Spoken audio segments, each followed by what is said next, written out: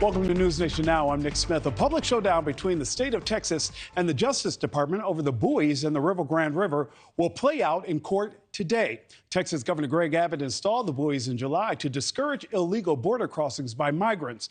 But Mr. Abbott didn't get permission when he had them put in. NewsNation's Allie Bradley has been following the story from the beginning. Allie, which laws are the feds saying that the governor actually broke when he installed these buoys?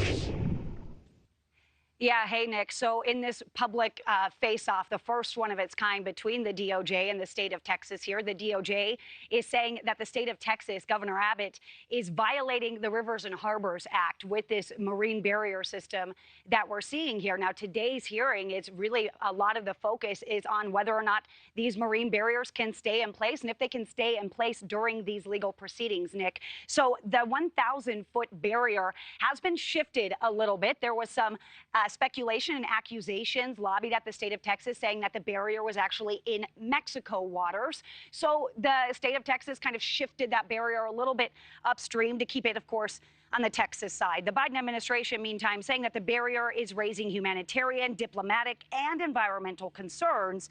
Mexico says that the buoys violate its national sovereignty. They want them gone as well.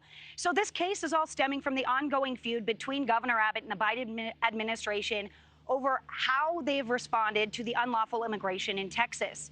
The DOJ filing actually said that the barrier is another example of, quote, Texas's ongoing and flagrant violations of the Rivers and Harbors Act, when Abbott did not seek permission when he signed off on the buoys that were installed back in July. So that's what they're saying was the law that was broken. So migrants do continue to try and cross the Rio Grande into Eagle Pass. Most are turned away by Texas DPS, but some are making it through, and some, unfortunately, are losing their lives. At least 4 migrants have drowned in the Eagle Pass area this month alone. That's according to some of my sources. Now, Governor Abbott maintains that the state of Texas is doing what he claims the Biden administration has neglected to do in securing the border. Governor Abbott yesterday at a news conference where 4 other Republicans backed him and the buoy barrier. Take a listen. And let me be clear. We are fully authorized by the Constitution of the United States of America to do exactly what we are doing, and that is to secure the border. Okay, so the Department of Justice calling 2 witnesses today. They have heard from someone from the Army Corps of Engineers who is actually doing the survey on this project there.